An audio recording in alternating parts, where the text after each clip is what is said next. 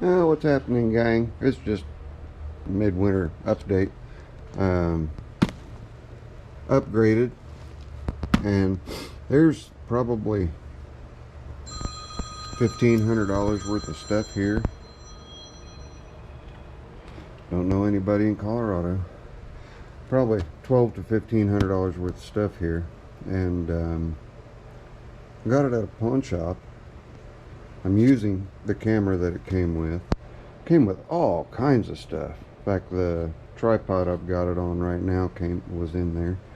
But I mean, just gobs and gobs of stuff. And they had a price of $401 on it for everything, which includes just about every mod that there is, which is the dual screen, the microphone mod, the light mod. All the mods are in here, as well as every carry option you can imagine, a chesty mount, all kinds of stuff. It's got quick access up top here, that I'm keeping 2 cameras in, my Hero 8 and this one. But yeah, I was all about that. Never used. Apparently somebody got it for Christmas and was like, yeah, well, I'll never use that, and brought it into the pawn shop and took a huge loss on it, but I guess that didn't matter to them since it was probably a Christmas gift. So whoever bought this for whoever, sorry that they did that, but at the same time, glad they did that. Just been cleaning up. I came out and my Dr. Pepper clock wasn't working. The Synchron, here's the cover for the back side of it right here, Synchron. The Synchron was not spinning, as you can see, maybe. I don't know if you can or not. Yeah, you can see it up in there. It's spinning now, but I'm going to go ahead and order another Synchron so that I can wake this puppy up.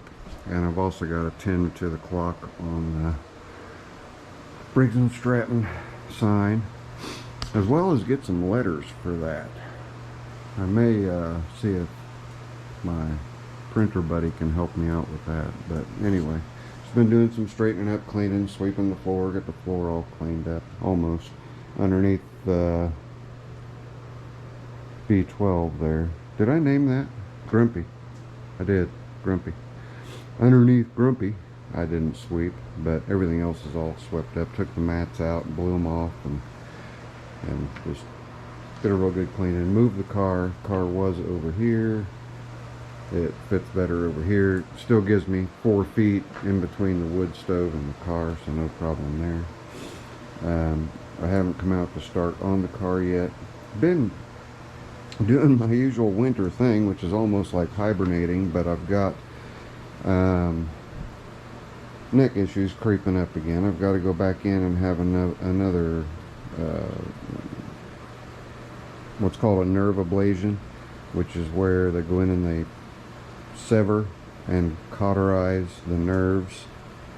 I've got C4 is fused, so C5 and 6 I'm having to baby those, and we're going to baby them as long as we can before I have to go in and have those 2 vertebrae fused as well. Then I won't be able to turn my head at all. A couple of road trips that I took beginning of December, at the end of December, is 3 or 4 days of recuperating in the house before being able to be semi-mobile again. Just a lot of turning your head to check on traffic and all that kind of fun stuff, right? Right. But Ruby did great both times. I'll take you guys outside, I suppose. That's all that's really going on here, is just working on the getting the clock going. We got cobwebs, and these are little LED bulbs, so they don't even get warm to the touch. Itty bitty little LEDs. They'll last longer than that clock will. Dropped that clock and busted a bunch of pieces off and had to glue them all back together. But anyway, story for another time, I suppose. Give me just a second, set you guys up on this little tripod so I can get a drink of pop.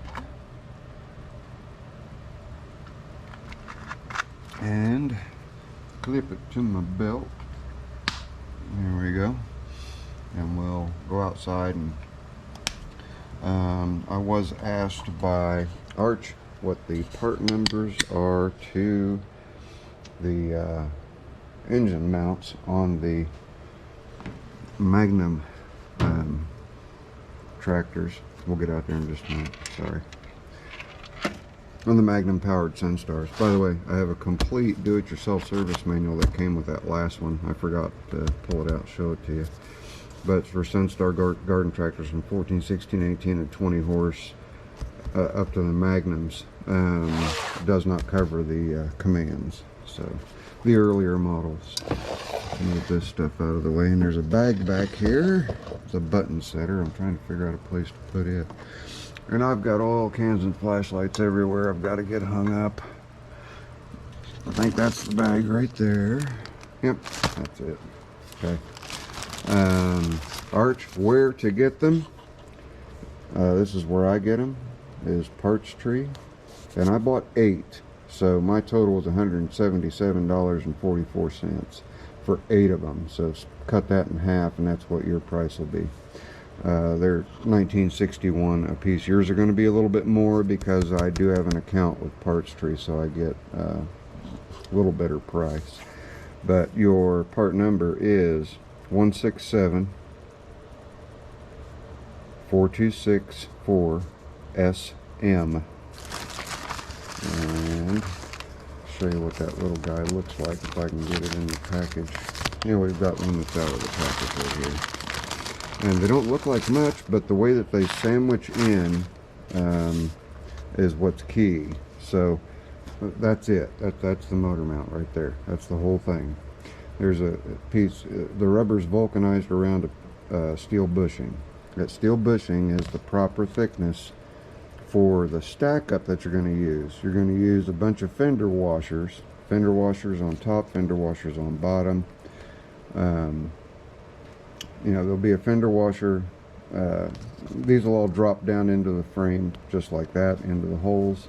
You'll have a fender washer up into the bottom. You'll have a fender washer sitting on top here, and then your engine sits on top of that, and then all 4 bolts get snugged down. And what that does is it accordionates these, causes them to mushroom just like that, and it secures them to the diameter of the hole, and then gives you your rubber isolation so that you're not vibrating all over everywhere. I'll show you again. Got the 920 on there, which the 1920 is what the ultimate is for the Deutz Alice. And I do have a Deutz Alice 1920 coming. Just got to wait till it gets unburied. But we're at 167-4264-SM. So there you go, Arch. There's your part number for that. And like I said, email me. I've left you a message on your latest video, the snapper video. And oh, I forgot to put that back in there. There we go.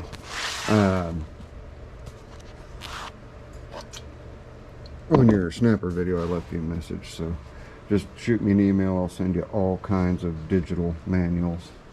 Alright, now we can go outside. I've been yammering for almost 9 minutes. It's alright, I haven't put a video up for a while now, have I? Got everything in its winter garb, so I've got all of my turf tires in here, and the winter tires on everything out there. And I got my stack of wood here. I had to do an impromptu repair to my smokestack for the wood stove. Suppose we can walk around this mess of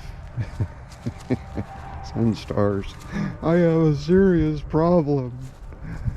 I need therapy. Too funny. Look, 3 different types of reflectors. I think those were added. And we've got, I think those are stock. I think those were added. So as you can see.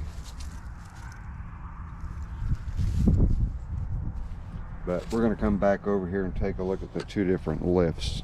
I also had a gentleman ask, how do you mount this lift? I'm going to go through a generic version with you on this video, so it should help you get everything all set up on it. And it looked like you had all the parts when I looked. Of course, we've got our 3 Sunstar decks here. We've got 2 46-inch foot dragger decks there for the tow behind. It's another project we gotta get that engine out of there for Brian. Came out, started the log splitter up. It's all cooled down now, so I can cover it back up. This thing's just been as dependable as ever, and I've oiled it all down. So anyway, you can see the silver tape up there. Well, I've got a blowout on the pipe that's horizontal coming out of the side of the barn. So I just ran a bunch of the aluminum tape around that, and then my elbow let go right there. So I did get it to snap back together. Then I just put a bunch of that aluminum tape on there, and you can see the steam coming off of it there. And it was clogged. I mean, big time clogged. So that's all gonna be new. That poor old camper shell. I need to pop that camper shell out, power wash it, and I think I'm going to go ahead and stick it on Ruby, since 9 times out of 10 I don't put anything in the back of Ruby when I'm going after tractors or tractor parts. I always just latch onto the trailer. Okay, so I'm going to show you one part on this one first. One part? Yeah, one part. I'll show you one part on this one first. That's this lower bracket assembly. Right here. You've got this lower bracket assembly. It has the 2 large bolts welded to the side of it. And if you look, it's got 2 staggered bolts mounted here, with the bolt going in from this side and the nut attaching on this side. Same thing on that side. And then 2 bolts going through the tongue that comes with your tractor. So that's part of your 3-point hitch. It's also part of my sleeve hitch on this one. Okay, you see up here you've got a rod. Chasing that rod back, I can't do it without taking everything off. So that's why I said it's going to be kind of a generic walkthrough on what you're going to have to do to mount it. As far as the rod goes though, this panel right here, this panel comes off nice and easy. You pop that panel off and you can fish it through, and it attaches to the rock shaft. And the rock shaft is operated by your hydro lever. You'll see there are 2 points on the rock shaft down underneath where you can attach your lift rod for the rear. All right, there are the 2 attachment points.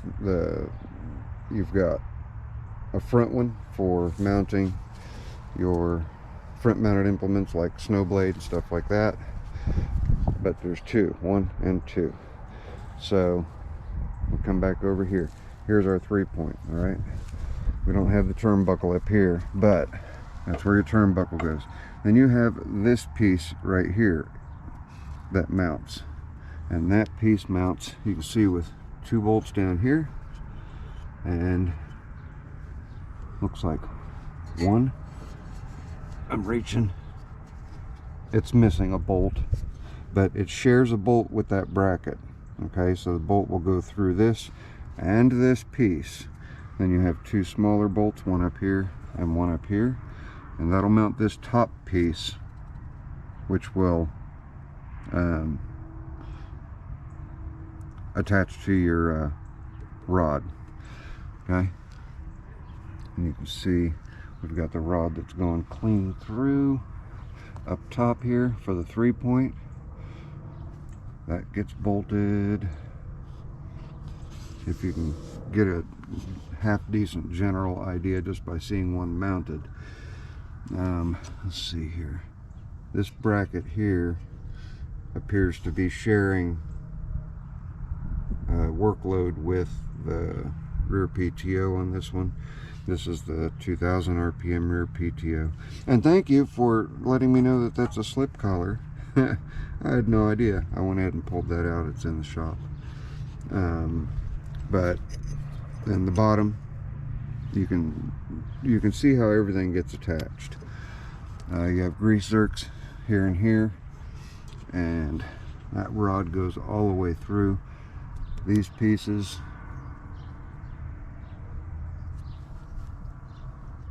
Alright, that piece right there is just your bearing guide.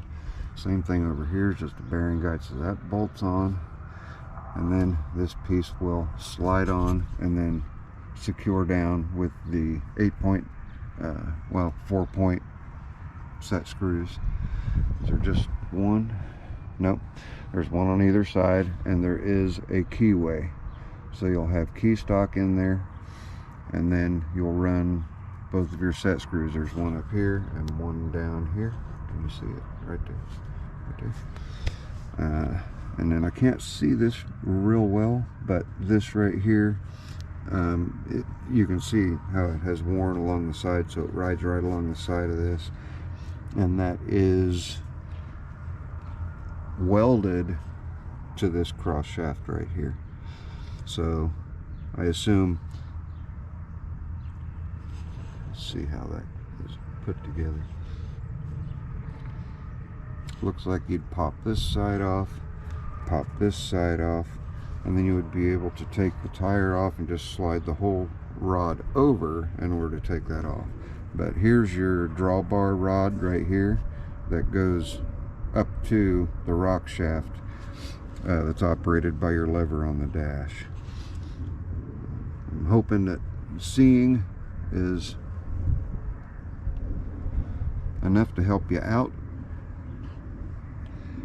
I believe you sent me an email, so I'll shoot you an email back letting you know that I did get a video posted on how that is actually attached. So 2000 RPM PTO, what's it good for? 2000 RPM PTO on a 3-point Cat 0 hitch.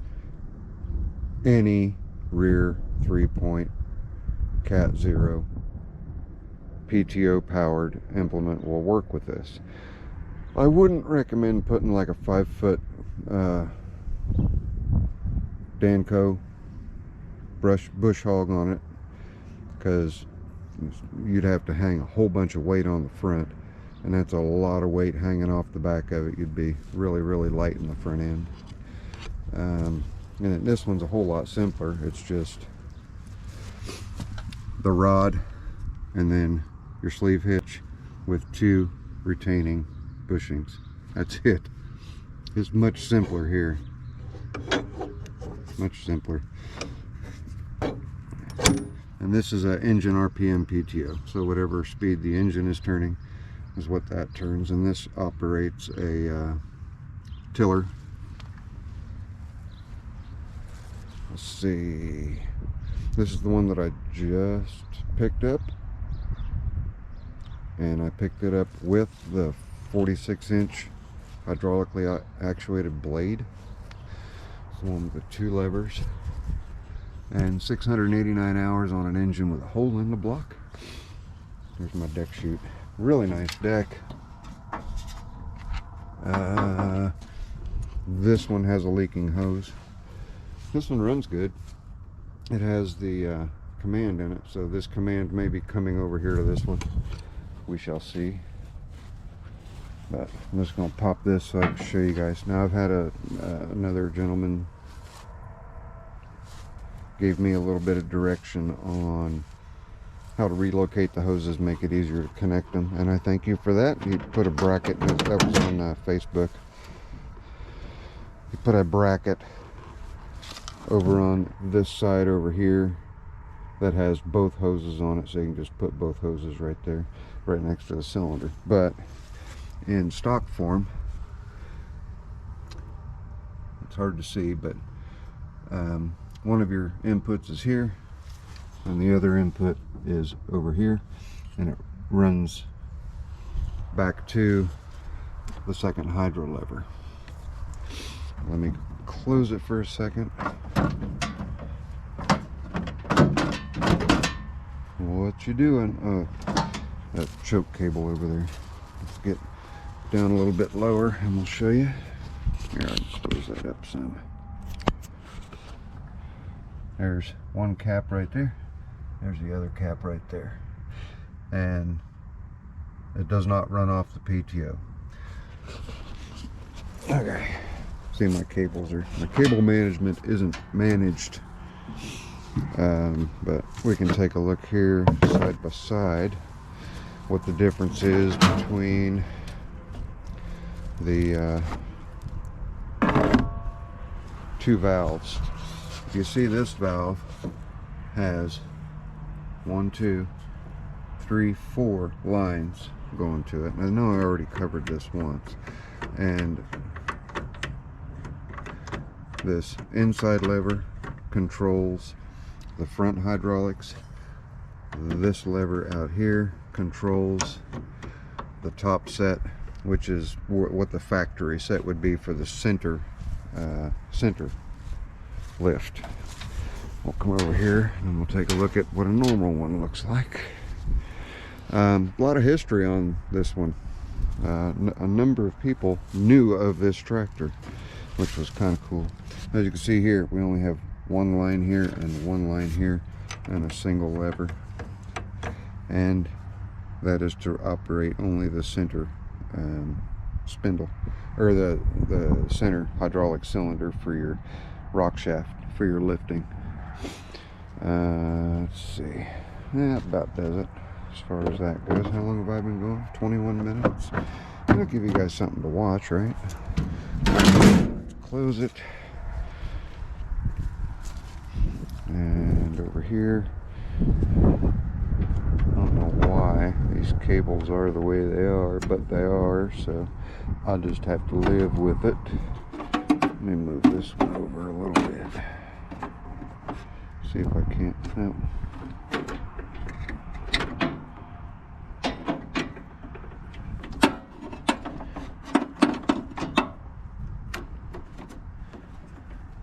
Yeah, I'm still gonna have to push them out of the way.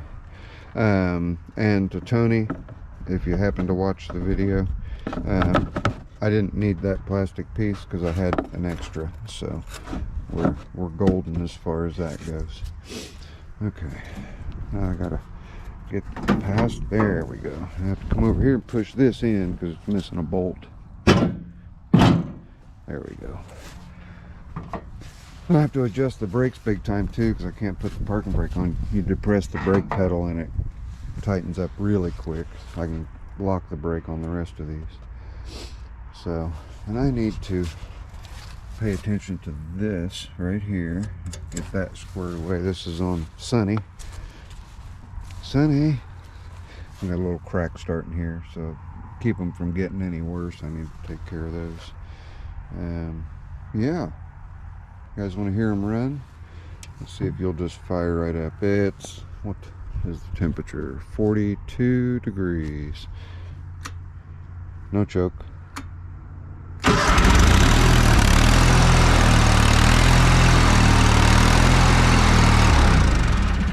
Yeehaw, that one is not going to start.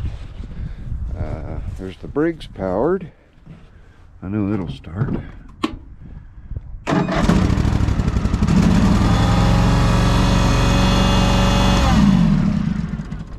This is the one I've replaced all the lines on. That one won't start. These two should start. We shall see. Choke all the way out, key, and we've got battery voltage. Oh yeah, I forgot. This one's got the funky solenoid.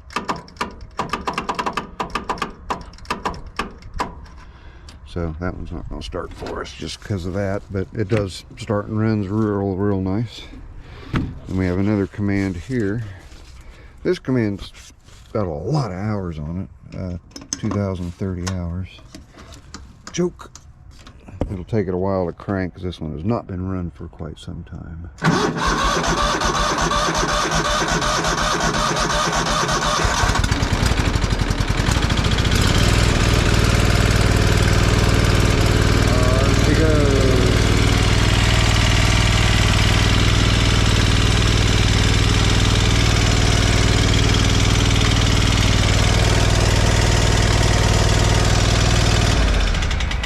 Hear the tick going on in it too. There's something else about it. It's still got the gauge cover, or the idiot light covers. Okay, I started everything but the loader, and I was going down the road and it was raining, and that salt came up, and just instantly, because I took this with me to pick the last one up.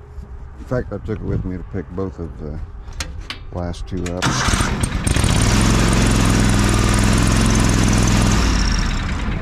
Easy peasy. I wonder if the 2210 will start. Everything else has started, so I don't see why it wouldn't, since I have key in hand. We'll just give you guys a half hour of me goofing around. How about that? Not really doing anything important today. Jeff's been coming out little by little and getting the wood out of here. So let's get that key in. Turn. Big, whoops, not big, throttle. Choke. Yes, on. Let's see if it'll start.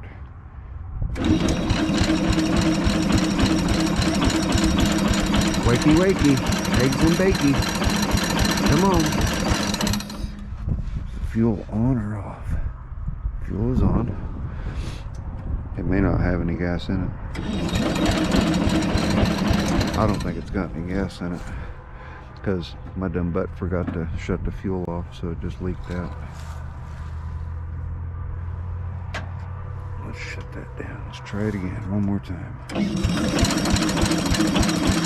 Yeah, I don't think we've got any gas in it. Oh, there we go. Yeehaw. This is the one that needs transmission, and that one over there is going to donate. That landlord over there is going to donate the transmission for the cause. Oh, yep, we're pouring gas. So now I remembered to shut it off. All right, that's going to wrap it up. This right here is your friendly neighborhood Zippo. This is just a quick little update. Let you guys know I'm still kicking. I go in 2 days to have my single round of shots.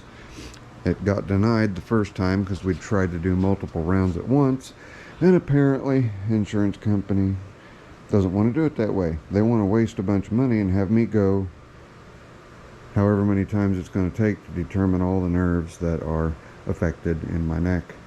So yay me, and screw you insurance. No, we didn't start the B12, did we? Let's see if it'll start without choke. I don't know if it will or not. Ready?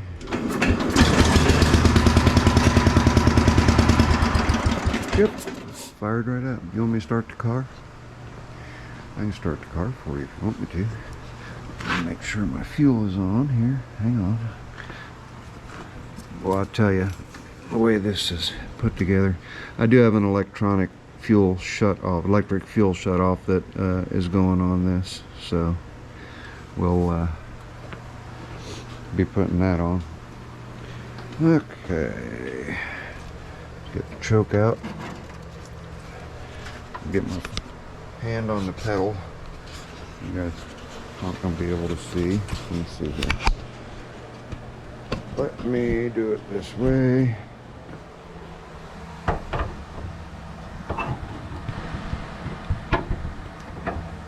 There you go. All right.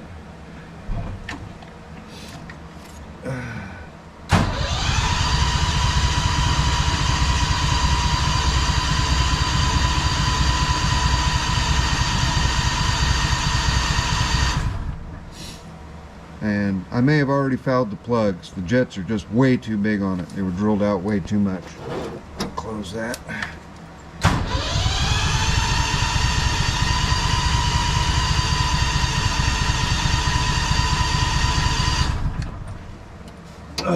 You're not going to start, are you? Well, there you go.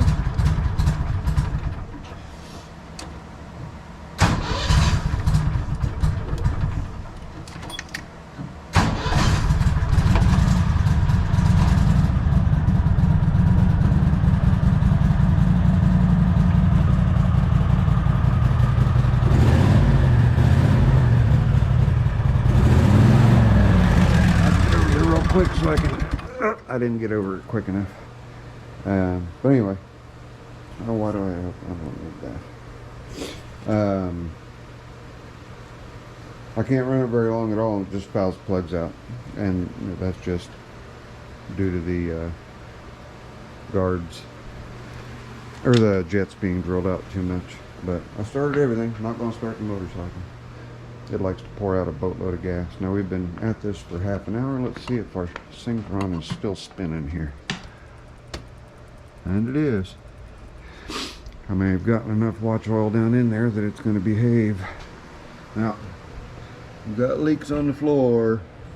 Get back under here and shut the fuel back off again. Awesome. If you want something done right, kind of thing, you know. A lot of it was done right, don't get me wrong. So, anyway, okay, that's it. 31 minutes of me babbling on the new camera. You guys let me know how the audio is and how the video footage is and the whole nine. And I promise you, I will see you when I see you. But I want to try one thing here real quick, if I can. Nope, it won't let me. Okay, I still can't set zoom in while using the camera. That's what I was checking there. So anyway, appreciate y'all. There'll be more videos coming out. Got to get the 4x8 sheet of lumber put up on my lift table so I can set this up there. Was going to get that done today, but Dave's not available, and so I'll get to that another day. Get the 4x8 sheet bolted onto that so we can get the car up on it. Car up and out of the way for one, and so I can start working on it. But there you go. That's it. Friendly neighborhood Zippo. Promise y'all. I will see you when I see you. Yeah, buddy. That's the ticket right there. Later. I'm out of here.